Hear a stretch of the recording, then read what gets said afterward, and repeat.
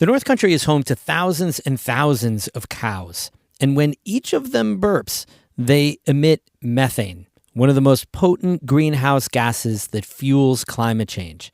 So our love for milk and cheese and yogurt, that contributes to a warmer, more dangerous world. But what if you could get the cows to burp less methane? Researchers think it's possible if farmers change what the cows eat. That's today's story of the day.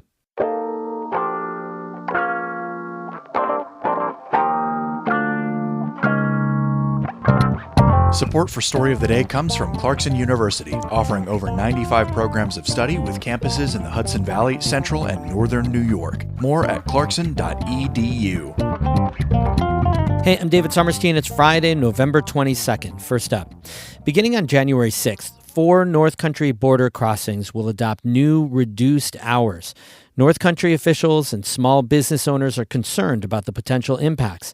State Senator Dan Steck slammed the changes, saying, quote, "You can't have a part-time border." But the federal government says it'll allow more agents to move to busier ports of entry. Kara Chapman has more. When the changes take effect, the crossings at Chateauguay, Trout River, Overton Corners, and Rouse's Point will no longer be open overnight. Governor Kathy Hochul opposes the changes and is urging the federal government to reverse its decision.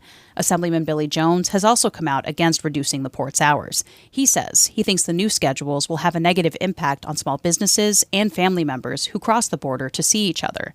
And he's concerned about commercial traffic, like food deliveries, that come in the early morning and late evening hours. They're going to have to find alternative routes. And when they have to do that, it costs more money. And eventually that will creep down and cost our residents more money. These smaller ports of entry are pretty tiny. They get a fraction of the traffic of larger ones, like Champlain, Wellesley Island, Ogdensburg, Messina, and Fort Covington. Those will remain open 24/7. Christina Vanier is a co-owner of Sandy's Deli, a restaurant less than a mile down the road from the Rouse's Point port of entry. She says during the summer, about 20 to 30% of her business comes from Canadians. Vanier says she's concerned about the long-term effects of the schedule changes. When people try to come down and use the border and it's closed, will they not come back to that border next time? U.S. Customs and Border Protection is adjusting hours at almost 40 locations across the northern border. The agency says it'll help increase border security and allow officers to move to busier ports of entry. CBP says travelers who use the affected crossings will, quote, have other options within a reasonable driving distance. But Vanier says smaller crossings like Rouse's Point and Overton Corners are more convenient for her and quicker than bigger crossings. She says the agents there know the regular crossers, which makes for a nicer experience. It's more like, hey, how are you? How's the restaurant doing? And you're like, hey, how the kids do at hockey, North Country Chamber of Commerce President Gary Douglas told the Plattsburgh Press-Republican newspaper that, ideally, there'd be more agents and all ports would be open 24/7. But these changes will help move them to busier ports that need them more, like the one in Champlain on Interstate 87.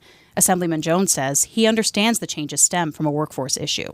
I still don't think that our more rural crossings that people and residents depend on should pay a price for that as well. Jones encourages residents and businesses to reach out to federal representatives if they're concerned about the upcoming changes. Senators Chuck Schumer and Kirsten Gillibrand and Congresswoman Elise Stefanik have yet to weigh in. Kara Chapman, North Country Public Radio. A popular custom T-shirt and sticker maker wants to run for Elise Stefanik's seat in Congress. Sticker Mule CEO Anthony Constantino made it official that he'll run to be the Republican candidate in next spring's special election. President-elect Donald Trump named Stefanik, who was elected to a 6th term in this month's election, as his next UN ambassador. If Stefanik is confirmed by the Senate in January, a special election will be scheduled here in the North Country with candidates picked by county party leaders. Other names mentioned to run as Republicans in the special election include Rensselaer County Executive Steve McLaughlin, North Country State Senator Dan Steck, and 102nd District State Assemblyman Chris Tague. Democrat Paula Collins says she also plans to stand for the special election after losing to Stefanik earlier this month. Officials from the State Department of Environmental Conservation say they continue to address the ongoing threat from PFAS, or so-called forever chemicals. The State Assembly held a hearing yesterday to examine PFAS contamination in ground, surface, and stormwater. Patrick Foster from the DEC says they've found 1,900 inactive landfills statewide, and they've tested 1,200 of them so far. 600 of those, so half of those 1,200, have been completed, those investigations. 70% of those 600 have PFAS.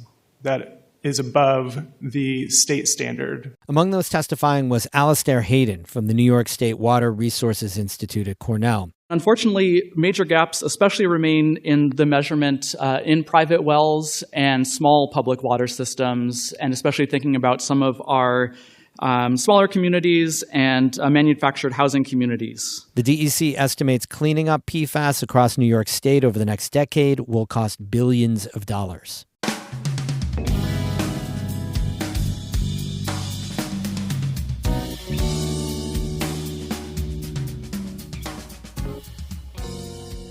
Cows and other livestock are responsible for 30% of human-caused methane emissions. Researchers in New York are studying how to reduce those emissions by changing what farmers feed their animals. Rebecca Rettelmeyer reports for the New York Public News Network. In a building on the edge of Cornell University's campus in Ithaca, animals are under observation. There are sheep in stalls along a wall, and in the middle of the room, there are 2 large cows. They stand inside what looks like a giant metal box with windows that allow animal science professor Joseph McFadden to watch them.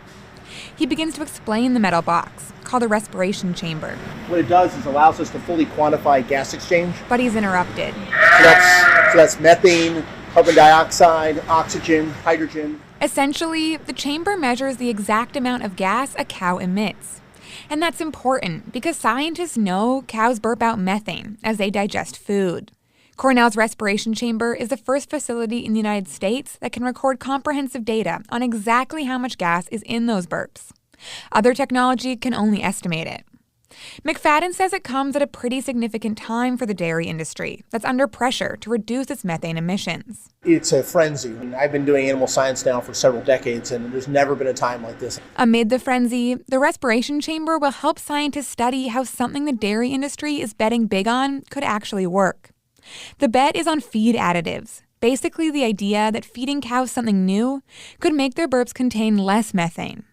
Cows make methane mostly because of an enzyme in their stomachs. Studies so far show that certain additives, ranging from natural stuff like seaweed to engineered powders, can suppress that enzyme, at least for a short period. The FDA has already approved one powder additive for widespread use.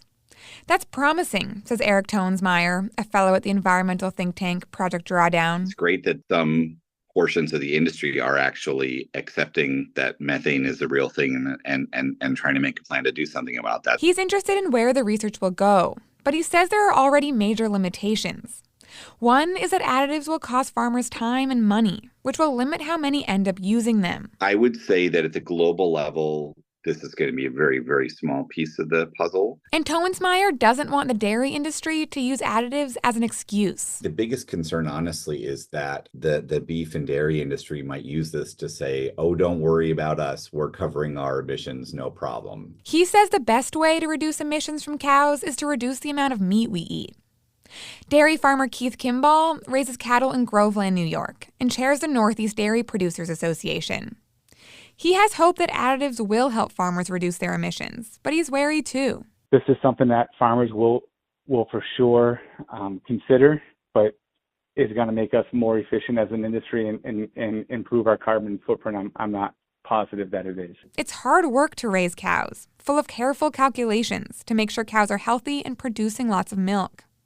Kimball is concerned that feed additives could mess up that equation and make his cows less productive. That's what he hopes research can figure out. I am excited to see where it goes. If it's positive and you can reduce the methane emissions at the same time, making sure the cows are still healthy and that it doesn't have a negative effect on the cows. Kimball says he's standing by to see whether research will show if feed additives are worth it, if they can reduce emissions long-term without harming cows. It's one of the major questions the Animal Respiration Chamber at Cornell University could help answer. In Ithaca, I'm Rebecca Rettelmeyer for the New York Public News Network. We have more news all the time and, of course, through the weekend on our website, ncpr.org. Music today by Evan Veenstra of Gananoque, Ontario, and the Saranac Project of Saranac Lake. Have a super-duper weekend. I'm David Summerstein, North Country Public Radio.